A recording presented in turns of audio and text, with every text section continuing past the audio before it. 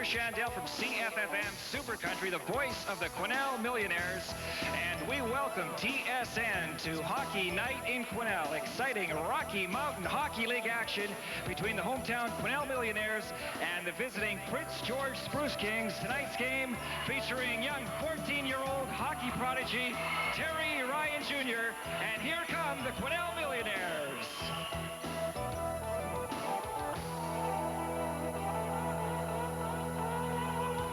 You got a full house. Our biggest crowd of the year. It's going to be, you know, whatever they fit here, that's what they got. She's filled up in there now. Now, last two times we played, we gave it a good effort. We beat them here. I tell you right now, they're not looking forward to this game. There's no way. While many players come from throughout the province of British Columbia to play hockey for the Quesnel Millionaires, only one can claim to have traveled more than 8,000 kilometers in order to be able to skate on this ice surface this evening. Terry Ryan, a boy from Newfoundland, has taken the biggest step yet in his young hockey career, the first of many steps toward what he hopes will be a career in the National Hockey League. Born and raised in Mount Pearl, Newfoundland, just outside of St. John's, Terry Ryan is a 14-year-old hockey player that has had to leave the island in his pursuit of a career in the game. His ex-coach, Derm Connolly, told us that Terry is a natural, a star player who outgrew the arenas of Newfoundland. Boy, I've coached Terry now for the past 2 years, and I've been coaching minor hockey for 17, but I've never, ever coached anyone that was so, number one, coachable. He's got all the tools. He's got the size. He's aggressive. And a lot is he has that innate ability to read the ice. Like, he knows where the play will be 2-3 seconds before it gets there. So he's got that sense of anticipation, which, number one, I don't think you can coach. It's either inherent or it's not. When Terry finished playing hockey this past season, the family decided to move from the island for a couple of reasons. Terry was ready to play in a higher caliber of hockey, so he made the jump from Pee Wee to Junior A in one leap. Not many players in this country have that ability. And secondly, they wanted to move away from the jealousy.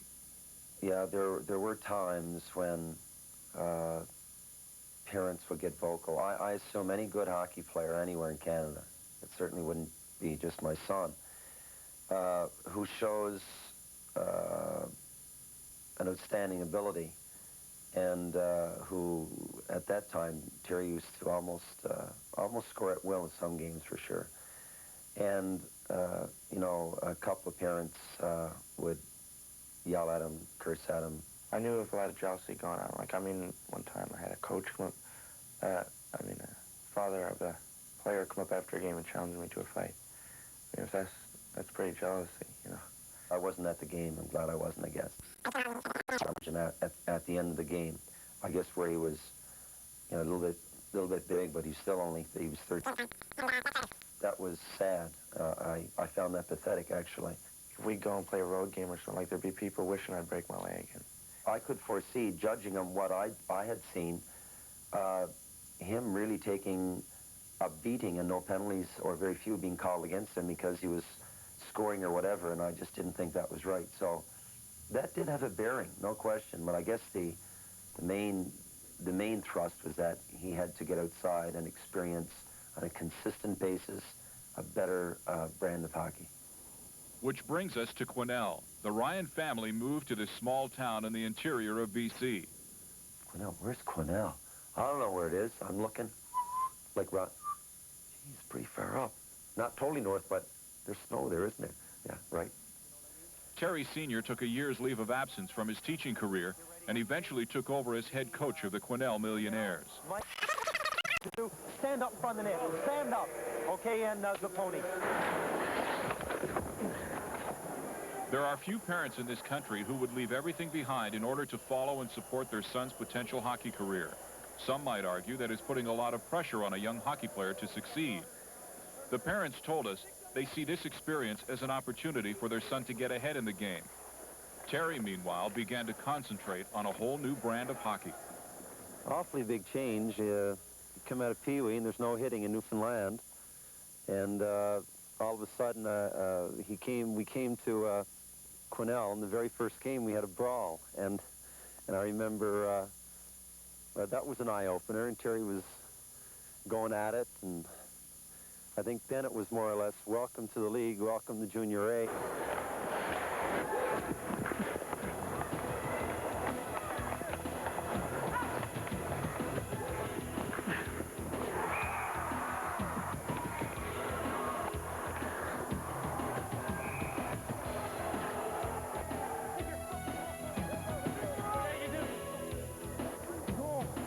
Don't do it to anybody bigger than you, though. He might hurt you. Terry, 6 foot 1 inch and 185 pounds, found the physical style of hockey easy to adapt to. Much harder were the unknown factors. What was expected of him? Were other players on the team thinking he was getting favorable treatment because his father was the coach? Was he good enough for the league? She's going to be different. There'll be bodies sitting out all over the ice. Got to go with some of you right now because I got to, but brother, I don't have to once I get a full lineup.